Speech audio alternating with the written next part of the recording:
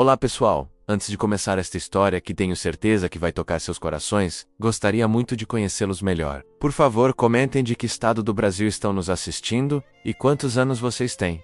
É lindo saber que pessoas de diferentes lugares se conectam através dessas histórias que todos nós vivemos de alguma forma. Meu nome é Osvaldo Ferreira, tenho 78 anos e durante quase 50 anos trabalhei como marceneiro aqui em Curitiba, construindo móveis sob medida para famílias de classe média. Com muito suor e dedicação, consegui juntar um patrimônio que me orgulhava. 2 casas no bairro Portão, uma que era minha residência e outra que alugava para complementar a renda, além de uma poupança considerável que acumulei durante décadas de trabalho duro. Minha esposa Cleusa morreu há 4 anos de complicações do diabetes, me deixando sozinho numa casa que parecia ecoar com as memórias de 43 anos de casamento. Temos 3 filhos, Marcos, de 51 anos, que trabalha como gerente numa concessionária, Sandra, de 48, que é funcionária pública na prefeitura, e Roberto, o caçula de 45, que nunca conseguiu se estabelecer profissionalmente e vive pulando de emprego em emprego.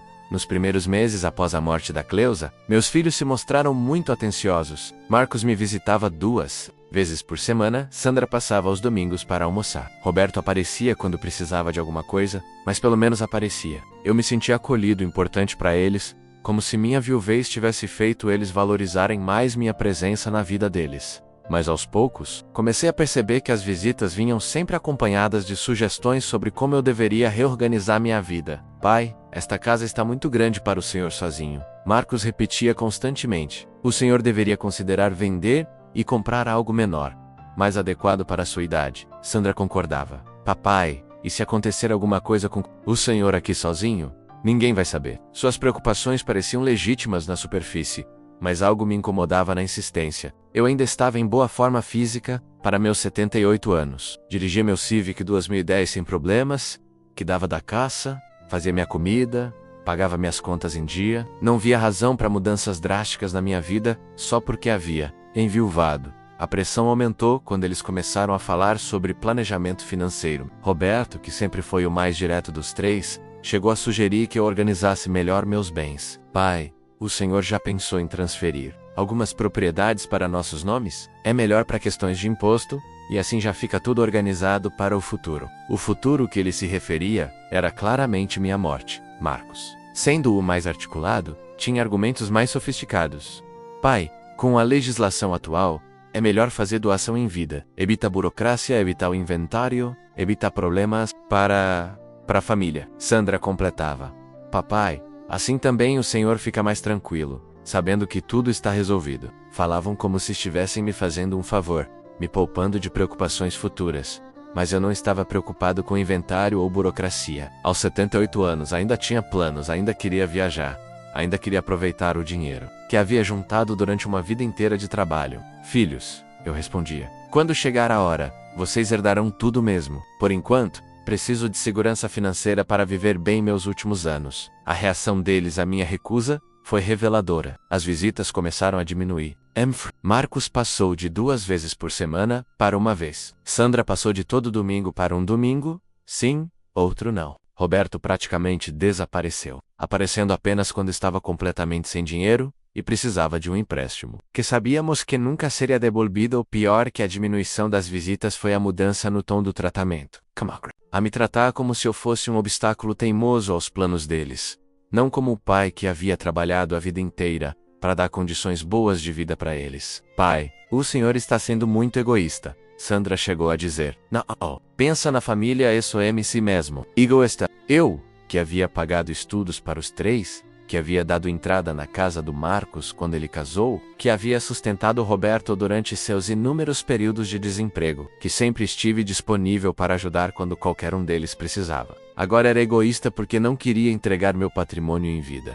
As coisas pioraram quando começaram a questionar minha capacidade mental. Pai, o senhor está ficando esquecido, Marcos observava quando eu repetia alguma história. Pai, o senhor está confuso, Sandra dizia quando eu discordava de alguma sugestão deles. Qualquer sinal normal de envelhecimento era interpretado como incapacidade crescente. Marcos trouxe até um geriatra para me avaliar. Dr. Silva era um médico jovem que claramente havia sido instruído sobre o que meus filhos queriam ouvir. Após uma consulta superficial de 20 minutos, ele declarou que eu apresentava sinais iniciais de deterioração cognitiva e que seria recomendável supervisão constante. Quando questionei o diagnóstico, pedindo exames mais detalhados, o médico disse que resistência à avaliação médica era justamente um sintoma da condição que ele havia identificado. Era uma armadilha perfeita. Qualquer contestação da minha parte seria interpretada como prova de que eu estava mesmo perdendo a capacidade mental. Foi então que meus filhos apresentaram a solução que haviam estado planejando há meses: um residencial para idosos no bairro Água Verde, especializado em pessoas com início de demência. Visitamos o lugar juntos, e devo admitir que era bem cuidado, limpo, com atividades para os residentes. Mas era um lugar para pessoas que não conseguiam mais cuidar de si mesmas, não para alguém como eu. Pai, aqui o senhor teria companhia. Atividades, assistência médica 24 horas, Marcos explicava como se fosse um vendedor. Não precisaria se preocupar com nada. Estaria sempre seguro, Sandra acrescentava. Papai, seria tão bom saber que o senhor está bem cuidado. O que nenhum deles disse, mas que o era óbvio, era que eu estando lá, eles poderiam finalmente ter acesso ao meu patrimônio. Recusei categoricamente. Não vou para lugar nenhum. Estou bem na minha casa, posso cuidar de mim mesmo e não preciso de supervisão constante. A reação foi imediata e reveladora. Os três ficaram visivelmente irritados, como se eu estivesse estragando planos cuidadosamente elaborados. Pai, o senhor não está enxergando a realidade, Roberto disse com uma frieza que nunca havia visto nele. O senhor precisa de cuidados, e nós não podemos ficar cuidando do senhor e das nossas próprias famílias ao mesmo tempo. Era a primeira vez que alguém admitia abertamente que me ver como um fardo era parte da motivação. Nos meses seguintes, a pressão se intensificou de formas que eu não esperava. Começaram a espalhar para parentes e vizinhos que eu estava com problemas de memória e que era perigoso me deixar sozinho. Minha cunhada Marta me ligou preocupada. Osvaldo, Sandra me disse que você está esquecendo de desligar o fogão, que deixou a porta de casa aberta várias vezes. Eram mentiras. Mentiras contadas pelos meus próprios filhos, para construir uma narrativa de que eu estava incapacitado e precisava de cuidados institucionais. Quando confrontei Sandra sobre essas histórias, ela disse: Pai, às vezes o senhor não se lembra das coisas que faz. É normal na sua idade. Estavam me fazendo questionar minha própria sanidade. O golpe final veio numa quinta-feira de manhã. Acordei com a campainha tocando insistentemente. Era uma ambulância, acompanhada pelos meus 3 filhos, e 2 homens que se identificaram como assistentes sociais. Senhor Osvaldo, disse um deles, recebemos denúncia de que o senhor não está conseguindo cuidar de si mesmo e precisa de avaliação para internação. Que denúncia? Quem fez essa denúncia? Sua família, senhor? Estão preocupados com sua segurança. Olhei para meus filhos, esperando que negassem, que explicassem que havia sido um mal-entendido. Em vez disso, Marcos disse: Pai, é melhor o senhor cooperar. É para seu próprio bem, meu próprio bem. A mesma frase que sempre usavam para justificar decisões que eu não queria tomar. Não vou para lugar nenhum, disse firmemente. Estou bem, posso cuidar de mim mesmo, e ninguém tem o direito de me remover da minha casa contra minha vontade. Senhor, disse o assistente social, se o senhor não cooperar, teremos que acionar a polícia. Foi quando percebi que meus filhos haviam orquestrado uma internação compulsória. Haviam mentido para autoridades, apresentado um laudo médico questionável e conseguido uma ordem para me remover de casa. Tudo planejado com antecedência, tudo preparado para parecer legal e necessário. Com o coração partido, fui forçado a fazer uma mala pequena e acompanhar a ambulância até o residencial. Durante o trajeto, sentado entre 2 estranhos que me tratavam como se eu fosse um paciente psiquiátrico, pensei em como havia chegado àquele ponto. Meus próprios filhos, pessoas que eu havia criado e amado incondicionalmente, me haviam traído da forma mais cruel possível. O residencial era exatamente como eu esperava. Depressivo, cheio de pessoas genuinamente incapacitadas com rotinas rígidas que tratavam todos os residentes como crianças grandes. Senhor Osvaldo, disse a coordenadora, aqui o senhor vai ter uma vida tranquila, sem preocupações. Mas eu não queria uma vida sem preocupações. Queria minha vida, com minhas escolhas, minhas responsabilidades, minha dignidade nos primeiros dias. Tentei contatar meus filhos várias vezes. Queria como haviam conseguido me internar. Queria saber o que estavam fazendo com minha casa com meus bens. As ligações eram sempre atendidas por secretárias eletrônicas ou esposas que diziam que eles estavam ocupados e retornariam a ligação. os retornos nunca vinham. Foi então que descobri a extensão real da traição. Uma funcionária do residencial, Dona Carmen, que havia trabalhado com minha esposa numa empresa anos atrás, me reconheceu. Seu Osvaldo, o que está fazendo aqui? Você sempre foi tão independente. Quando contei minha situação, ela ficou indignada. Isso é abuso, seu Osvaldo. Seus filhos não podem fazer isso. Dona Carmen me ajudou a entrar em contato com um advogado especializado em direitos dos idosos, Dr. Paulo Henrique. Quando ele veio me visitar no residencial, ficou imediatamente óbvio que eu estava lúcido e plenamente capaz de tomar minhas próprias decisões. Senhor Osvaldo, o que seus filhos fizeram é crime. Vamos reverter essa situação e ainda processar todos eles. Agora me encantaria que se inscrevessem no nosso canal, se esta história está tocando vocês. E por favor me deixem saber nos comentários que nota dariam de 0 a 10 para esta história. Seus comentários e apoio significam muito para mim e me ajudam a continuar compartilhando essas histórias que nos conectam como família. Dr. Paulo Henrique conseguiu uma liminar judicial para minha liberação imediata do residencial. O juiz, depois de conversar comigo por 1 hora, declarou que não havia justificativa legal para minha internação e que eu havia sido vítima de constrangimento ilegal por parte de familiares. Mais que isso, ordenou uma investigação sobre como meus filhos haviam conseguido me internar usando documentos fraudulentos. Quando voltei para casa após 3 semanas, no residencial, encontrei evidências de que meus filhos haviam começado a se apropriar dos meus bens. Marcos estava dirigindo meu carro, havia mudado as fechaduras da casa que eu alugava, e Roberto estava morando na minha casa como se fosse dele. Encontrei documentos bancários mostrando tentativas de transferir dinheiro das minhas contas. A investigação revelou que o Dr. Silva, o geriatra, que havia me diagnosticado, tinha parentesco com a esposa do Marcos, e havia emitido um laudo falso em troca de uma consultoria bem paga. Os assistentes sociais que participaram da minha remoção forçada também foram investigados, e descobriu-se que haviam sido contratados pelos meus filhos, não pelo município. Mas o que mais me chocou foi descobrir que meus filhos já tinham documentos preparados para uma venda futura das minhas propriedades, procurações falsificadas, contratos de venda preliminares, até mesmo contato com uma imobiliária para avaliar os imóveis. Haviam planejado tudo: me internar, me declarar incapaz, assumir controle dos meus bens e vender tudo. Foi então que tomei a decisão mais difícil da minha vida. Chamei Dr. Paulo Henrique e disse: Doutor, quero alterar completamente meu testamento. Meus filhos não vão herdar nada. Ele tentou me dissuadir. Senhor Osvaldo, decisões tomadas na raiva podem ser arrependidas depois. Doutor, não é raiva. É justiça. Passei semanas pensando em como distribuir meus bens de forma que fizesse sentido e homenageasse pessoas que realmente mereciam. Decidi deixar a casa principal para Dona Carmen, que havia me ajudado no momento mais difícil e que ainda trabalhava ganhando pouco no residencial. A casa alugada seria doada para uma instituição de caridade que cuidava de idosos abandonados. As economias seriam divididas entre funcionários que haviam me tratado bem ao longo dos anos. O Novo Testamento foi registrado numa terça-feira de manhã. Dr. Paulo Henrique havia preparado tudo com cuidado legal, meticuloso, garantindo que não houvesse brechas para contestação. Senhor Osvaldo, ele me disse, seus filhos vão receber uma cópia deste testamento por correio registrado. É protocolo legal. Não tive que esperar muito pela reação. Na sexta-feira, os 3 apareceram na minha porta, furiosos e desesperados. Pai, o senhor perdeu completamente o juízo, gritou Sandra. Dar nossa herança para estranhos. Não é herança de vocês.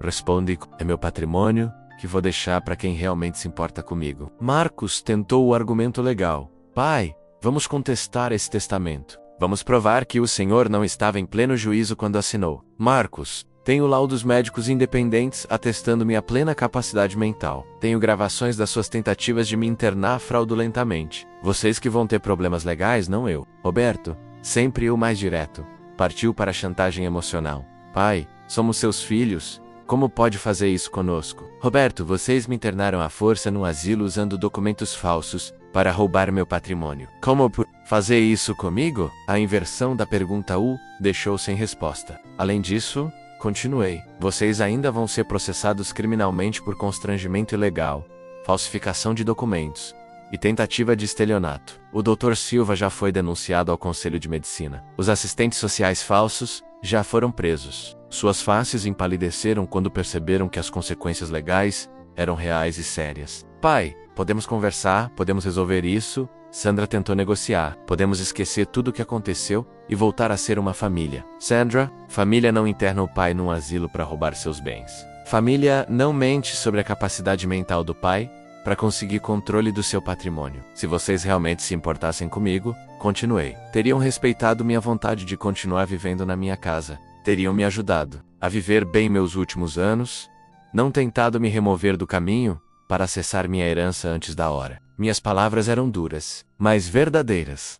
A conversa terminou com ameaças vazias de contestação judicial e promessas de que eles me processariam por alienação mental. Mas sabíamos todos que eles não tinham base legal para nada. Haviam sido pegos em flagrante tentando cometer crimes contra o próprio pai, e agora teriam que enfrentar as consequências.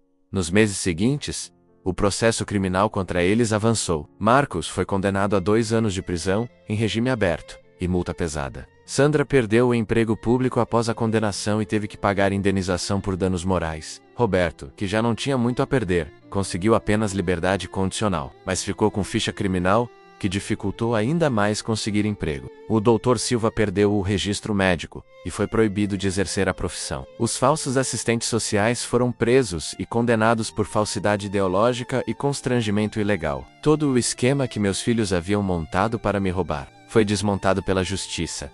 E todos os envolvidos pagaram pelo que fizeram. Mas a parte mais satisfatória da história veio no cartório, quando o Dr. Paulo Henrique me avisou que meus filhos haviam tentado uma última cartada, contestar o testamento alegando que eu estava sob influência indevida dele quando assinei. O juiz marcou uma audiência para eu ser questionado pessoalmente sobre minha decisão.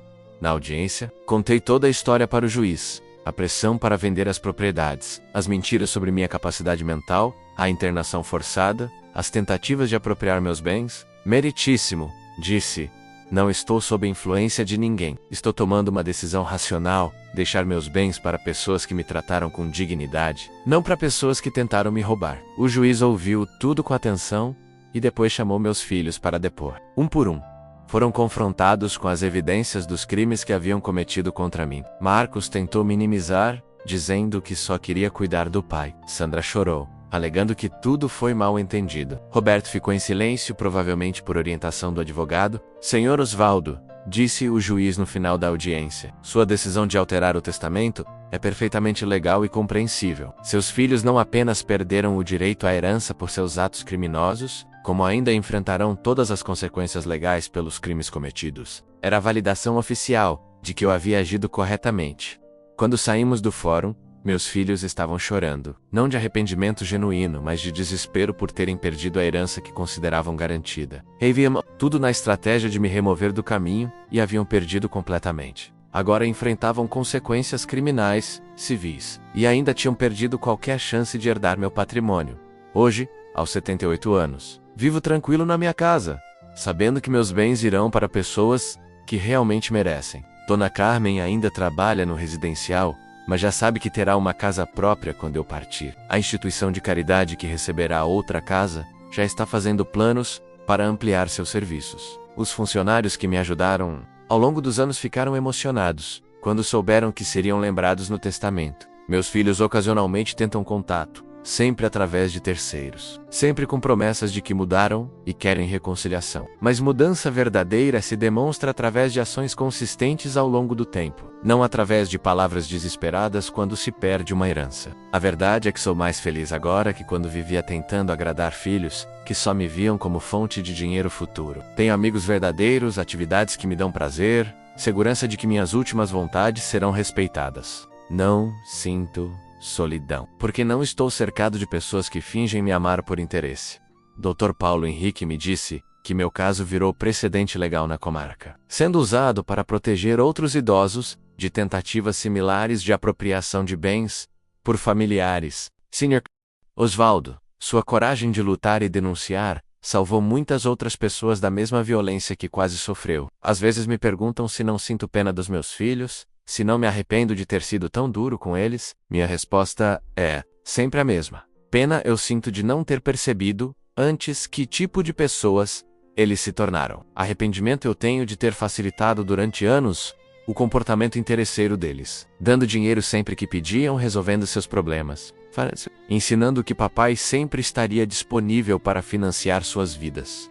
Esta história não é sobre vingança contra filhos ingratos. É sobre justiça, sobre dignidade, sobre o direito de decidir nosso próprio destino, mesmo na velhice. E sobre reconhecer que família verdadeira não é definida por sangue, mas por amor, respeito e cuidado mútuo. Meus filhos saíram chorando do cartório, porque perderam algo que nunca foi realmente deles. Meu patrimônio, mas eu saí de lá em paz, porque preservei algo que sempre foi meu: minha dignidade, minha autonomia e meu direito de recompensar quem realmente merece ser recompensado. Esta é minha história, uma história sobre traição familiar, resistência e o triunfo da justiça. Espero que encontrem nela a inspiração para valorizar quem realmente se importa com vocês e para ter coragem de se defender quando necessário. Não importa quem sejam os agressores.